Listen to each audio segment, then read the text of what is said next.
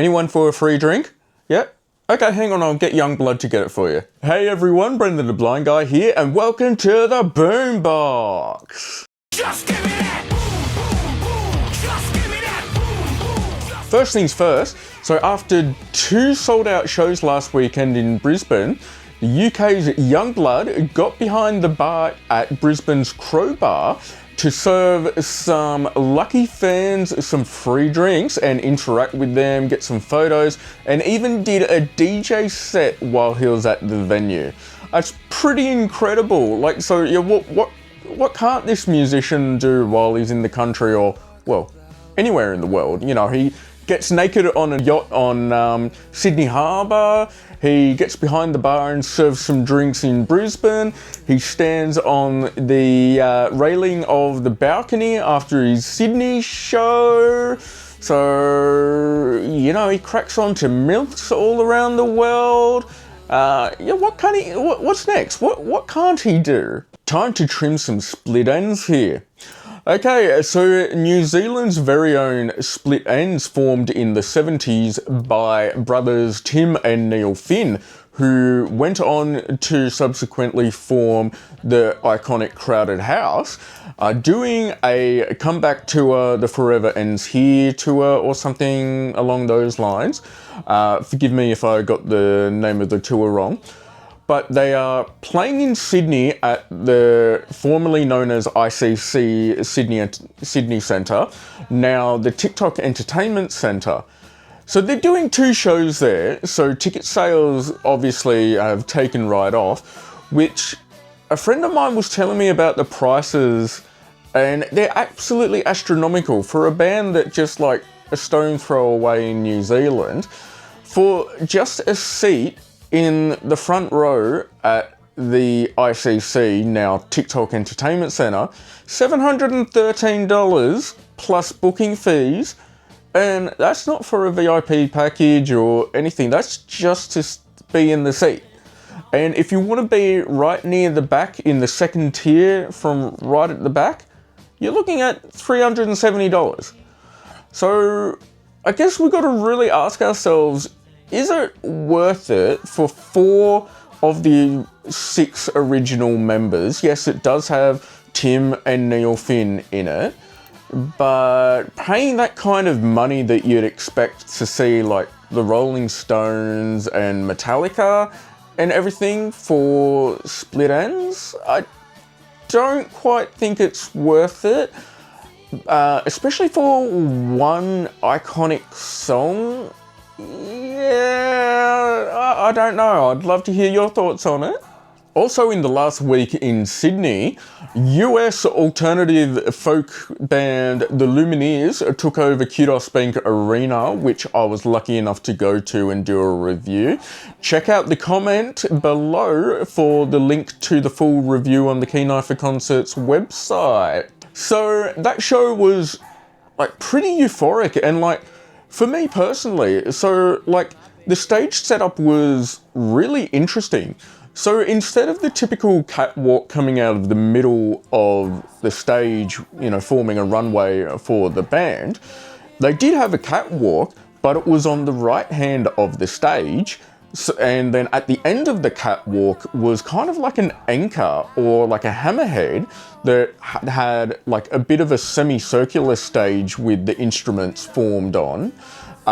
So the band was going from that like hammerhead at the end of the runway to the main stage, and where I was standing at the barrier to basically the left-hand tip of the hammerhead. So if I was facing the barrier, when the band were playing on the semicircular hammerhead, they were kind of there at like my 10 o'clock, which is really cool.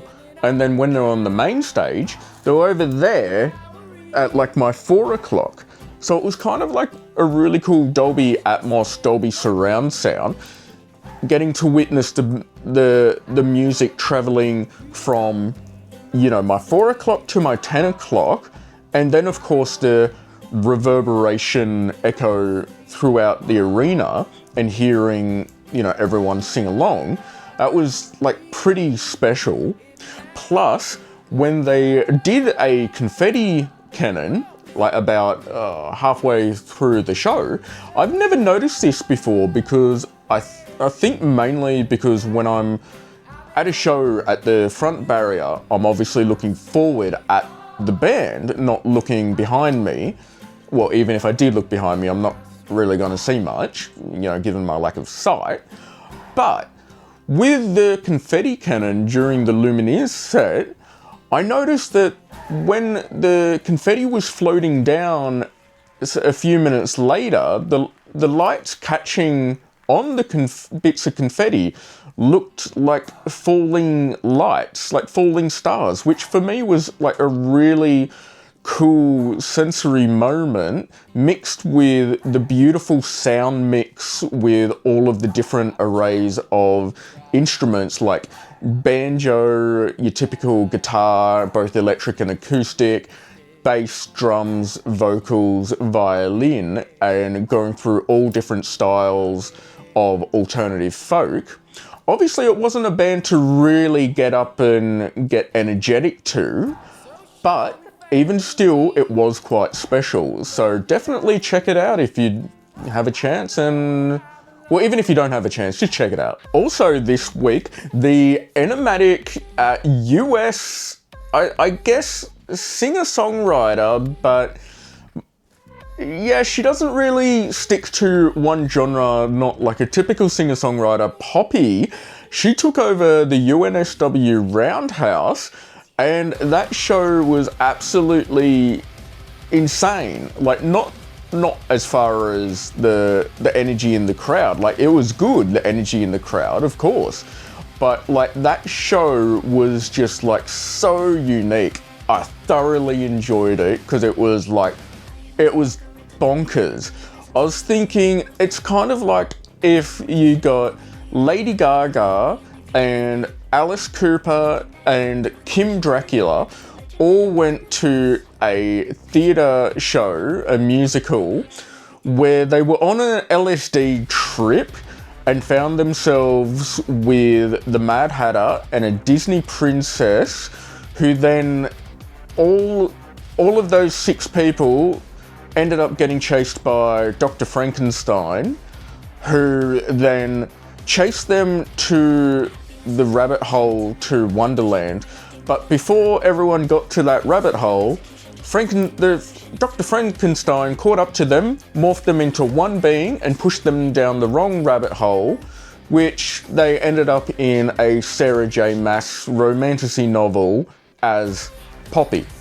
So basically, getting all of those elements, it was so theatrical with like really Disney creepy monologues in between songs, and going from guttural roars, like being just bombastic metalcore, to 90s pop, to Disney kind of princess, and then back to alternative metal, all with just such like a unique voice. It was wow. And the band members all had like really cool, funky Chainsaw Massacre masks on that my friend said resembled a lot like Slipknot or something. So that it was like really unique. And if you do ever get a chance to check out a Poppy concert, definitely don't hesitate to go and check it out.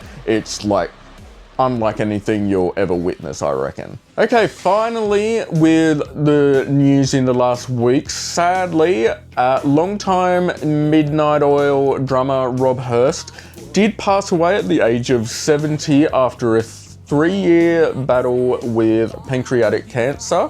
So sadly, he won't be burning the Midnight Oil anymore. So our hearts and thoughts are out there to Rob's family and to Rob himself, wherever he may be now. So a bit of a tragic hit to the music scene, but yeah, rest in peace, Rob. Okay, until next time, thanks heaps for watching. Keep liking, commenting and subscribing and sharing, of course. And until next time, keep a keen eye for concerts and bring on the burn. boom. Just give me